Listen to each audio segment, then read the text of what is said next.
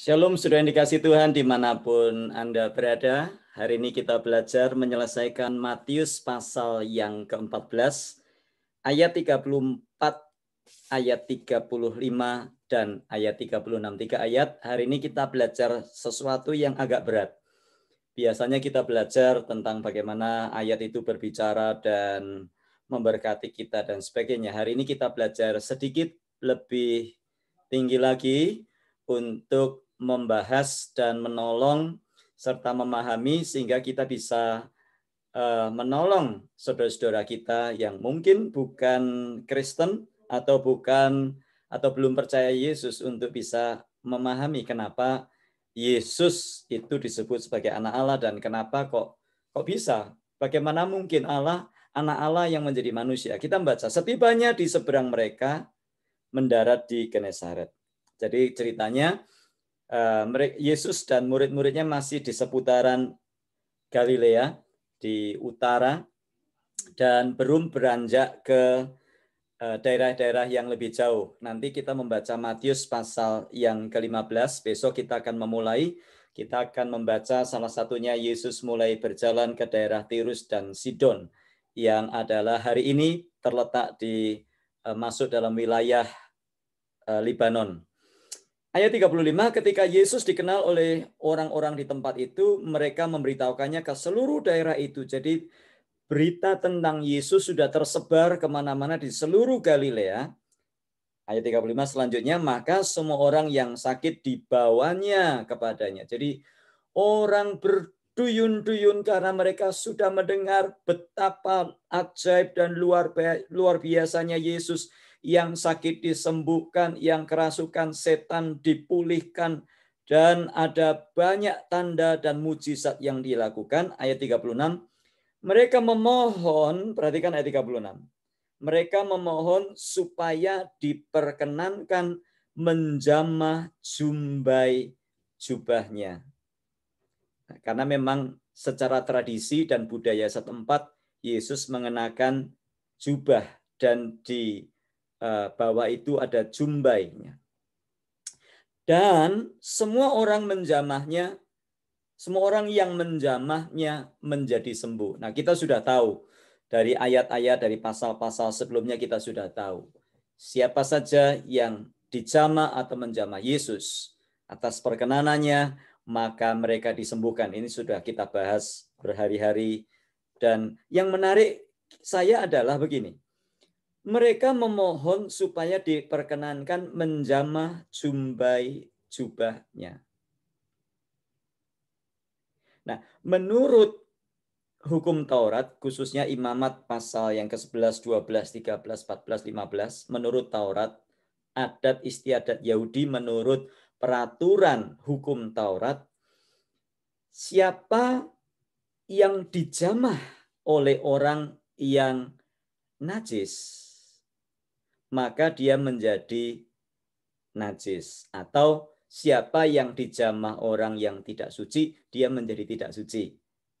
Gampangannya begitu pola pikirnya. Nah, kemudian kita berpikir kalau begitu, kan waktu itu kita tidak bisa tahu. Tidak bisa diseleksi. Yang najis tidak boleh menjamah, tidak. Justru, nah sakitnya pun juga sakit apa kita tidak tahu. Ada yang sakit pendarahan, kalau kita membaca di bagian lain, ada yang mungkin sakit kusta, ada sakit-sakit yang dikategorikan oleh hukum Taurat bahwa itu adalah penyakit yang najis. Siapa yang menjamah, dia menjadi najis. Bahkan Imamat pasal 15 mencatat orang yang baru keluar lelehan, silakan dibaca di Imamat 15, maka orang yang dijamah itu menjadi najis karena orang itu adalah najis. Nah, kalau kita membaca di sini, maka mereka memohon supaya diperkenankan menjamah jubahnya. Kenapa kok mereka tanya dulu? Kenapa mereka memohon? Karena peraturan Taurat seperti itu. Nah, Alkitab mencatat dan semua orang yang menjamahnya menjadi sembuh. Kalau begitu, mengapa Yesus membiarkan orang-orang menyentuh dirinya? Menjamah jubahnya saja itu menurut peraturan Taurat sudah najis. Nah, kemudian apakah Yesus jadi najis? Tidak. Justru orang-orang yang menjamahnya mengalami kuasanya. Justru ada kuasa yang keluar dari dirinya sehingga orang yang menjamahnya disembuhkan. Bukan hanya disembuhkan tetapi lebih dulu dikuduskan, disucikan. Nah, kalau Yesus hanya manusia biasa, seperti yang diperdebatkan hari-hari ini, Yesus itu hanya nabi, Yesus itu bukan Allah, ya Yesus itu hanya nabi, Yesus itu hanya utusan Allah, ya, ya mungkin bisa kalau memang Yesus hanya manusia biasa, Yesus jadi najis menurut perkataan Imamat 15. Tetapi yang kita baca di sini bukannya Yesus jadi najis, tetapi justru ada kuasa yang mengalir yang mengakibatkan orang-orang yang menjamah dia menjadi sembuh. Nah, dari sini kita bisa melihat kalau begitu Yesus bukan orang biasa. Kalau begitu tepat yang dikatakan Alkitab, Yesus adalah firman Allah. Dia adalah Allah, firman Allah yang menjadi manusia. Nah, inilah yang menjadi keberatan saudara-saudara sepupu kita. Dalam beberapa penjelasan diskusi, mereka mengatakan tidak mungkin Allah menjadi manusia. Karena kalau yang suci turun ke dalam dunia dia jadi haram. Yang suci turun jadi dalam dunia, dia jadi berdosa. Nah, tetapi kita melihat, tergantung bagaimana pemahaman Anda dan saya tentang kesucian Allah itu seperti apa. Allah itu suci seperti Anda yang menyucikan diri, atau Allah itu maha suci. Kalau dia itu hanya setengah suci, mungkin dia turun dalam dunia, dia menjadi berdosa. Tapi karena kita percaya bahwa Allah yang kita sembah itu, Allahnya orang Kristen adalah maha suci, artinya kesuciannya tidak bisa dipengaruhi oleh apapun juga. Misalnya ada air raksa. Kita waktu SD, SMP ada praktikum ya. Apa saja yang tersentuh oleh air raksa menjadi ludes semuanya. Bahkan logam-logam pun habis karena air raksa. Kenapa? Karena air raksa ini sangat-sangat kuat dan tidak ada tandingannya. Nah, inilah yang terjadi. Ini hanya sekedar analogi. Tentunya tidak bisa menggambarkan betapa maha kudusnya Allah itu. Tergantung pengertian kita maha suci itu apa. Kita seringkali berpikir Allah itu maha suci. Tetapi kita tidak memikirkan atau mendefinisikan maha sucinya Allah itu dengan dari sudut pandangnya Tuhan Allah. Kita menggambarkan Allah itu maha suci dengan pengertian kita sendiri. Misalnya kita ada banyak orang keberatan dengan Allah Tritunggal, Bapa, Anak, dan Roh Kudus. 3 tapi 1, 1 tapi 3. Enggak mungkin 1 ada Bapa, ada Yesus, ada Roh Kudus. Masa 3? Nah, inilah yang saya katakan, kita ini menggambarkan Allah itu pakai model otak kita berpikir. 1 ditambah 1 ditambah 1 sama dengan 3. Tapi kita lupa bahwa Allah itu bukan manusia. Dia maha hadir, dia maha suci, dia maha mengetahui, dia maha segala-galanya. Nah, kita belajar di sini bahwa Yesus adalah firman Allah yang turun menjadi manusia. Tentunya dia suci. Walaupun dia lahir dari rahim Maria. Nah, kita melihat di sini kesuciannya tidak dipengaruhi oleh apapun. Nah, ada yang bertanya, kalau begitu Yesus itu manusia atau Allah? Yesus itu manusia 100%, Allah 100%. Lagi kita berpikir ya jelas nggak mungkin. Ya, otak kita tidak mampu. Kalau Allah yang kita sembah itu hanya bisa atau bisa kita pahami seluruhnya, dia bukan Allah. Dia mungkin tetangga kita, dia Pak RT. Anda itu ciptaan, dia yang mencipta, dia pencipta. Tidak mungkin ciptaan bisa memahami seluruhnya. Itu sebabnya Yesus Kristus turun ke dalam dunia.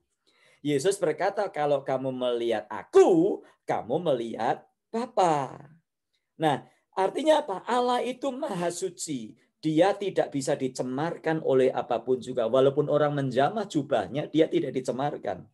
Justru kuasanya, kesuciannya menjamah orang itu sehingga orang itu disembuhkan. Hanya orang-orang yang kudus yang bisa menemuinya karena dia itu maha suci. Nah, bagaimana supaya kita bisa menemuinya? Ya, ada orang berusaha menjadi kudus, berusaha menjadi suci, melakukan amal ibadah, perbuatan, tetapi semua itu tidak membuat kita menjadi suci karena kesucian Allah itu tidak bisa dibandingkan dengan apapun juga. Dia maha suci. Jadi apakah kita ini yang berusaha menjadi suci bisa bertemu dengan dia, bisa masuk surga? Tidak bisa. Haruslah dia yang suci. Dia mengutus anaknya yang tunggal. Sekali lagi, anak Allah bukan berarti Allah beranak. Firman itu jadi manusia. Sehingga kita yang menerima di dalam hati, kita disucikan. Tadi gambarnya, setiap orang yang menjamah dia menjadi sembuh. Kita yang menerima dia dijamah, disucikan oleh darahnya. Sehingga kita punya keyakinan untuk masuk surga. Kita punya keyakinan untuk bersama-sama dengan Allah. Karena dia maha kudus, dia maha suci. Kita disucikan oleh Yesus, kita tidak ragu, kita tidak khawatir lagi.